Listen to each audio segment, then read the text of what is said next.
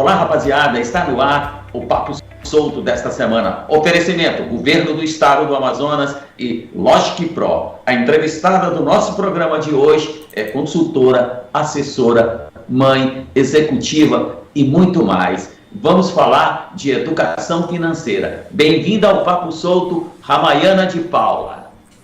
Olá, Daon, tudo bem? Muito obrigada pela oportunidade. E vamos que vamos, né? Porque educação financeira é muito importante, mesmo sabendo que nós estamos num país com taxas de inflação baixa. É importante que os jovens aprendam, que as crianças aprendam e que os adultos de 35 a 45 anos se reeduquem e os idosos ficam aí controlando o meio-campo, né? É verdade. Como você falou, agora é a taxa de inflação, junto com a Selic, né, que gere toda a economia, é a mais baixa. Chegou a ser a mais baixa, né, em 2020, agora já está crescendo novamente. Então é um marco muito importante para aprender sobre educação financeira, para tomar decisões melhores. É isso mesmo, Flávia. Você que convidou a Ramayana, eu sei que você está cheia de curiosidades. Então, vamos expandir as nossas dúvidas com ela. Então, primeiramente, é muito bom estar aqui de novo nesse programa maravilhoso no Papo Solto. E hoje trazendo a Ramayana para falar aí de educação financeira, e é muito bom ter uma personalidade feminina nesse ramo aqui conversando com a gente. E aí eu quero saber, Ramayana, que nas minhas pesquisas eu vi que em 2017 aconteceu algum problema muito sério na sua vida que fez você mudar totalmente da engenharia industrial para o ramo financeiro. Você pode comentar com a gente como foi esse momento na sua vida? Em 2017 foi quando eu tive contato com a educação financeira. Eu estava com um financiamento em andamento, financiamento de apartamento em andamento, e eu comecei a consumir, né, os canais do YouTube da época. E aí eu já estou em andamento com esse financiamento, né? Não tem mais como voltar. Mas passaram alguns meses, eu fui demitida de onde eu trabalhava. Então, eu estava com o FGTS bloqueado, porque eu ia dar ele todo de entrada para o financiamento, mas a Caixa ainda não tinha me chamado para assinar os papéis. Então, eu consegui cancelar o financiamento. E aí, a partir dali, eu tomei uma decisão de que quando eu começasse a trabalhar novamente, dessa vez, eu já ia ter outras decisões com o meu dinheiro, ia procurar fazer opções melhores e fugir de endividamento, guardar dinheiro, né, investir. E foi desde então que eu comecei a mergulhar nesse mundo, né, das finanças. Mas eu continuo ainda em paralelo com a minha profissão, né, de engenharia de produção. Mas, com certeza, a ideia é realmente ir para a educação financeira. Uma cartesiana como você não perde o gosto em poder aplicar tudo que você pode fazer, porque no mundo de hoje as coisas estão muito mais fáceis, porque todo mundo tem na tela do computador, tem o YouTube, né? É muito mais fácil, né? Já tem lá as calculadoras automáticas que ajudam bastante e eles têm o celular na mão para tirar a dúvida. Se você tirou há anos, em 2017, hoje é muito mais fácil. Você tem percebido nas suas entrevistas que são mais jovens, mais pessoas na faixa de 40 ou mais idosos que estão se endividando? Os mais jovens, eles têm uma grande propensão a se endividar porque eles não têm a educação financeira. Aí, quando vão para o mercado de trabalho, eles já conseguem um cartão de crédito, e eles não conseguem lidar com aquele crédito e eles começam as pequenas dívidas. E aí começa a sujar o nome aqui, o nome ali. E aí também tem a pressa, né, que existe do jovem em comprar uma casa, em comprar um carro. Então, acaba adquirindo muitos passivos. E isso também prejudica a educação financeira. Porque para você conseguir multiplicar o seu dinheiro, você tem que comprar ativos. E adquirindo essas dívidas logo no início da vida profissional, você já leva por muitos anos, né, um financiamento de 30 anos nas costas, já começa muito cedo a lidar com o endividamento. É interessante essa questão, né, que os jovens eles têm essa propensão a ter mais dívidas e mais endividamento. E aí me veio aqui na cabeça a seguinte situação: o jovem ele sofre essa pressão de ter que comprar carro, ter o seu emprego, tem que comprar isso e aquilo outro, tem que ter um status. E também existe uma questão, aquela máxima: até os 30 anos eu vou ficar bem e estabilizado na vida. Ou até tem gente que fala que até os 30 anos vai ser milionário. Ramayana, isso é possível ou não? Se a pessoa começar, o que trabalha a favor do indivíduo para ele conseguir bons retornos, né, são os juros compostos. Então, alinhado ali com o tempo, se desde o início, lá com os 18 anos, quando você for para o mercado de trabalho, você já conseguir separar um pouco da sua renda para investir, você tem ali muitos anos, né, digamos, dos 20 aos 30 anos, são 10 anos de juros compostos trabalhando para você. Então, você sabendo investir, é possível sim você conseguir, né? Mas assim, o que traz mais dinheiro para a gente é o nosso trabalho. Então, não é só investir, é também procurar se destacar no que você faz, ou então no empreendedorismo. Mas uma parte sim, que você colocar ali para trabalhar, o dinheiro trabalhar para você, é possível sim. Mas quando o jovem ele começa a adquirir essas posses, né? Ele começou ali, tá tranquilo, tá cabendo no bolso, aí ele recebe uma promoção, né? O salário dele de repente sai de R$2.000, vai para R$4.000. E aí ele aumenta imediatamente o padrão de vida dele. Então ele sempre fica ali bem apertado, o orçamento, não tem a coragem, né, de viver um pouquinho ainda abaixo do degrau ali que você ganha, para conseguir fazer essas conquistas. É uma questão muito emocional. As finanças é como o processo, né, assim, digamos, de emagrecimento. Você sabe o que tem que fazer, matematicamente você sabe o que tem que fazer, mas a emoção está sempre ali, fazendo você fazer uma compra por impulso, para você ter algum status. É uma questão muito emocional. Bom, eu penso que o nosso primeiro bloco já chegou ao fim, né? Bom, rapaziada, no próximo bloco nós vamos falar dos custos de tomar um dinheiro emprestado. É possível que nós consigamos falar dos consignados para os idosos, né? Que eu faço parte dos idosos. Vamos ver as ações do governo do estado do Amazonas e a gente volta já já.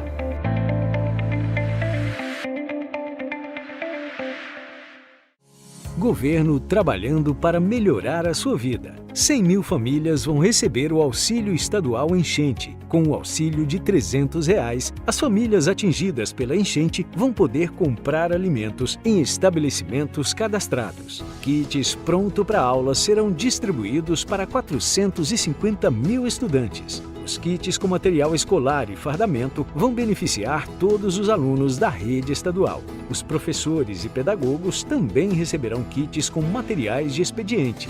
14 municípios conquistaram certificação internacional de zona livre de febre aftosa sem vacinação. Essa importante conquista fortalecerá a economia do estado. Times de futebol profissional ganham apoio do governo do estado. O esforço para atender o setor será um socorro financeiro para reduzir as perdas provocadas pela pandemia. Governo do Amazonas. O trabalho fala pela gente.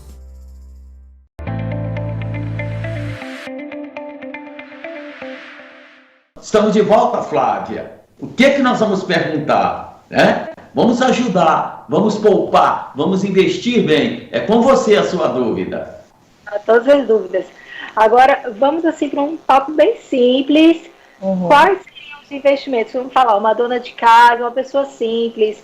Quais seriam os melhores investimentos que uma pessoa poderia fazer? Onde poderia ser? De uma forma bem simples, para o pessoal de casa que está nos assistindo. Hoje, de uma forma bem simples, onde que qualquer pessoa tem acesso, e muito rápido, ali na palma da mão, seria nas contas digitais. Hoje os bancos digitais têm alguns deles que oferecem 100% do CDI. Quando você ouvir essa frase, 100% do CDI, quer dizer que está rendendo mais do que a poupança e está sendo um investimento seguro. Um investimento, digamos assim, uma referência de que é um rendimento acessível para você, sem correr risco, né, sem correr muito risco, com risco de perder, e está valorizando o seu dinheiro ao longo do tempo. Apesar de que nós temos aí alguém que ama ganhar junto com a gente, que é o governo federal, que come de tributos 27,5% em cima dos CDBs, que lastreiam as operações, normalmente que estão aí, né? A remuneração é em cima do DI, mas normalmente os lastros estão em cima do CDB e as taxas caem bastante. E também nós temos o índice de inflação. As taxas líquidas caíram bastante. Hoje, uma taxa líquida, hoje descontada a inflação e descontado o imposto de renda, está por volta de quanto no teu cálculo, ou informações que você tem precisa para que as pessoas possam ter noção? Por exemplo, eu tenho R$1 milhão, eu tenho uma inflação de 4%, e eu tenho 27% de imposto de renda, e o DI rende 10%, sobra muito pouco. A gente tem sempre imposto de renda ali junto com os investimentos, mas assim, para o curto prazo, né, você acaba pagando imposto maior, mas existe a tabela regressiva que, se você deixar por até 2 anos, a partir de 2 anos já chega a 15%. Então, dá para se planejar e colocar, esperar esse tempinho para conseguir um imposto melhor. Mas se for para uma reserva de emergência, algo que você tem que acessar a qualquer momento, então precisa ficar mesmo exposto a essa alíquota, porque não adianta você precisar do dinheiro e ele tá preso, né? Pode falar um pouquinho do Pix para a gente, como desbancou a comissão, não é comissões, a comissão dos bancos? Então, antes de chegar ao Pix, a gente tinha aquela... vai fazer uma transferência, só se for para o mesmo banco, se for outro banco, tem que pagar o DOC, o TED, que era cerca de R$10, né? Por transação. 13! Nunca esqueço. Bradesco. Então, a gente tinha muito essa dificuldade de mudar, transferir as contas, pagar alguém. E quando chegaram as fintechs, a gente conseguiu uma forma de não pagar o DOC e o TED, que as fintechs davam a opção de você fazer o depósito nela por boleto. Então, gerava um boleto, você pagava normal lá no Bradesco e debitava o valor integral. Mas agora com o Pix está uma facilidade assim, todo mundo está aderindo ao Pix, o Banco Central tem relatado isso, de que a aceitação tem sido bem alta mesmo, já deixando lá embaixo nas estatísticas o DOC e o TED, e só tem a melhorar, porque o Pix está vindo com mais inovações, né, como troco, mais segurança em casos de fraude. Foi uma inovação muito importante para a nossa economia. E também eu acredito que é incrível o banco, né? Porque desbancou as maquininhas, né? As fintech, os preços, o Pix desbancou as maquininhas, porque se eu tenho que comprar alguma coisa num delivery, eu passo um Pix para ele na hora, e o que vai acontecer? O vendedor do outro lado vai economizar uma comissão de 2%. Se a gente anualizar isso, só Deus sabe, não vamos ficar aqui entrando em progressão geométrica. Estou falando verdade? É verdade. As taxas, eu conheço taxas de 5% de maquininha de cartão de crédito, né, quando passa no cartão de crédito. 2% é quando é ali no débito. Então, o Pix também tem ajudado bastante os empreendedores. E apesar de que ainda tem o PagBank, por exemplo, se você for querer imprimir o QR Code para a pessoa fazer o pagamento, ele já cobra uma taxa ali de uns 2%. Então tem que tomar esse cuidado. Gente, quer dizer que os bancos já estão criando coisas para pegar os empreendedores e a pessoa física comum no Pix com o QR Code, mas ninguém é obrigado a usar o QR Code, né? O QR Code ele é para aquela situação, né, que você está fazendo muita venda e não dá para ficar falando toda hora a chave, então o QR Code facilitaria ali o pagamento, né, que só miraria e faria rapidamente o pagamento. Os outros bancos, né, que eles conseguem imprimir o QR Code sem custo, mas o PagBank, que é de maquininha, ele já está cobrando essa taxa. Gente, por favor, os empreendedores, as empresas de Manaus, corram de Bradesco, Itaú, entendeu? Banco do Brasil, entendeu? Não tenho medo deles, não preciso deles, não tomo dinheiro, não trabalho no passivo deles, entendeu? Então, eu não trabalho em nada deles, nem nos ativos, nem nos passivos deles, nem tomo emprestado e nem aplico. Então, corram, né? Me dê a liberdade de falar, né? Porque você, como consultora, como assessora, não pode dar uma bronca assim neles. Eu não preciso deles. Existe muita vida além dos bancos, né? Tem as fintechs, também tem as cooperativas de crédito, inclusive a Cicobi, que é uma cooperativa de crédito, ela tem uma taxa muito reduzida, assim, para quando quer parcelar em 6 vezes, que as taxas dos bancos chegam a 30%, 40% quando você quer parcelar uma compra. Por isso que muitas vezes o vendedor parcela com juros, porque a taxa de parcelamento é muito cara. E o Cicobi hoje trabalha com uma taxa efetiva de quantos por cento ao ano? Hoje a Cicobi, com 6 vezes sem juros, parcelando, chegou a uns 4% o meu perfil, né?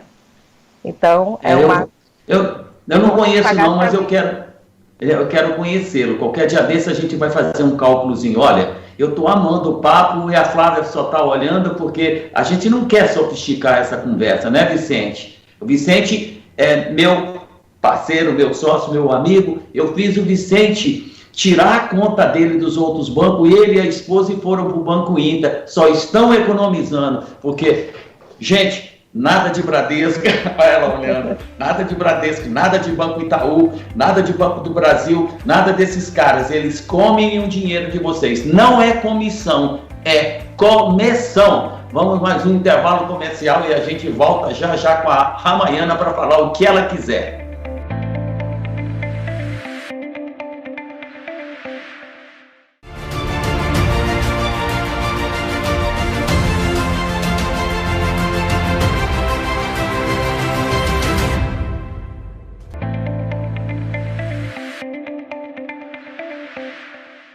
Voltamos com o nosso programa.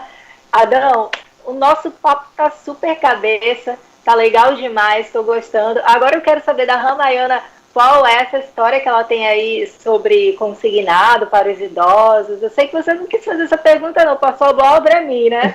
Mas tudo bem. Então, esse ano, a minha mãe se aposentou. Só que ela já estava, assim, há muito tempo tentando, né, por conta de todas essas leis, tempo de trabalho, ela estava com documentação incompleta, ela consultava o aplicativo e acabava que tinha alguma pendência, mas ela não conseguia resolver. Mas aí ela conseguiu se aposentar. A gente descobriu, quem descobriu primeiro foram as financeiras, que o telefone tocou, e foi a financeira que avisou para ela que ela tinha se aposentado. Porque quando se aposenta, vai para algum lugar que eles acessam, e todas as financeiras começaram a ligar para a mamãe.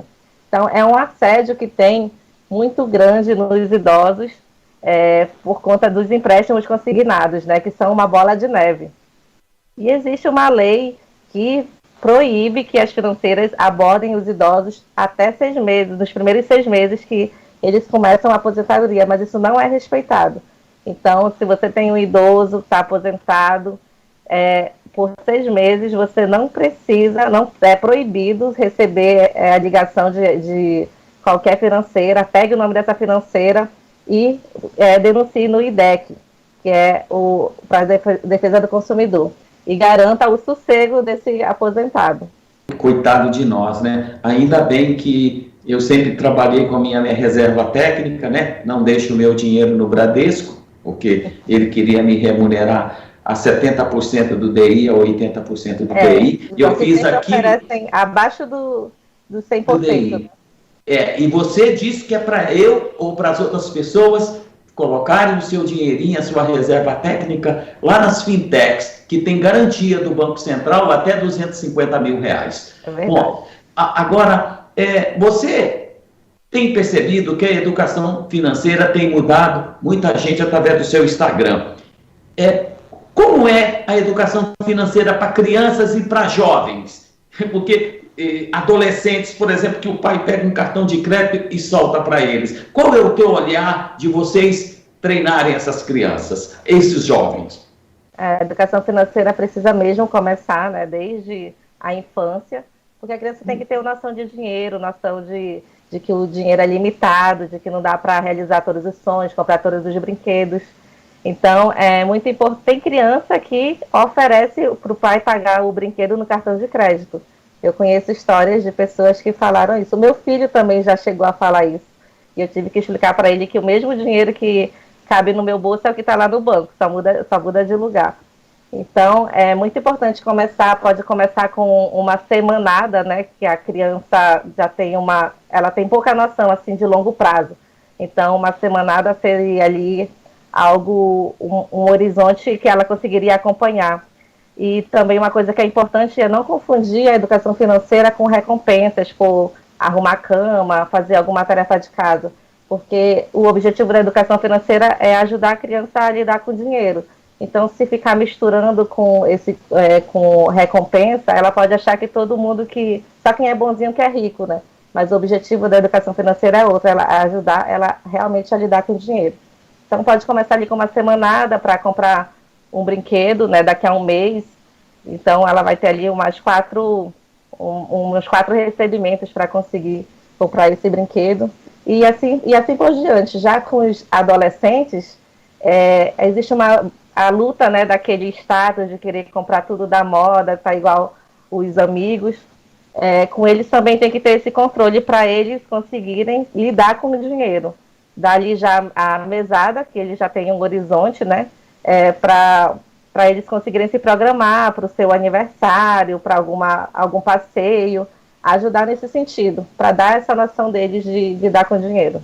Bom, Flávia, eu quero saber se você tem mais alguma coisa que você gostaria de falar, porque senão cada um vai tocando aquilo que ele tem de experiência, eu tenho de experiência. Eu amei conversar com você, eu estou achando fantástico, mas é muito pouco tempo. Tem alguma coisa que você gostaria de falar para a gente? Sinta-se livre. Sim, primeiro que essas dicas que a Ramayana está dando são super legais, são super aplicáveis.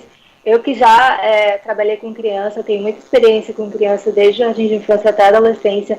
Eu sei que até as escolas trabalham a educação financeira de uma forma errada, dessa forma que a Ramayana justificou, que é através da recompensa, e que não deveria ser feito assim, né? Então ela deu uma dica muito legal e está sendo muito boa todas essas experiências que ela tem passado para a gente. E muito se fala em poupança, então eu pergunto aqui da Ramayana, poupança ainda é um bom investimento a ser feito? Está valendo? Ou a gente tem que procurar algum outro meio de guardar e fazer esse dinheiro render? A gente não indica a poupança, porque a poupança ela tem uma regra que ela acaba sendo a que rende menos de todos os investimentos. O que acontece? Existe uma regra antiga da poupança que quem tem depósito antigo, ali antes de 2012, hoje está tendo um bom rendimento, está cerca de 6% ao ano, o que é bem superior à taxa de juros atual. Mas, quando a Selic está com menos que 8%, 8,5%, acontece que a poupança vai render só 70% da Selic. Então, como hoje nossa Selic está 3,5% ao ano, ela está rendendo somente 70% a poupança. Por isso que eu não indico a poupança. Bom, eu amei conversar com você, muito obrigado. Obrigado, Flavinha, obrigado, Ramayana. Pode mandar o seu abraço para os investidores, né, e os tomadores de empréstimo do nosso Amazonas. Eu quero muito agradecer pela oportunidade, pelo convite da Flávia. Adão, eu sei que você deve ouvir isso com uma certa frequência, mas você é uma figura, né, da nossa região, é uma referência, então é uma honra ser entrevistada por você. Eu agradeço de coração, eu acho que foi gratificante falar com você sobre essa parte da educação financeira e eu estou lhe convidando para que nós façamos um outro papo solto para a gente falar da importância da educação financeira para as mulheres. Ramayana, eu quero te agradecer por você ter dado tantas dicas maravilhosas pra gente, pra todo mundo que estava assistindo o nosso programa. Muito obrigada mesmo. E ó, eu vou falar com você pra gente marcar um próximo programa, tá bom? Até mais. Adão, um abraço e até a próxima. Amazonsat, a cara e a voz da Amazônia.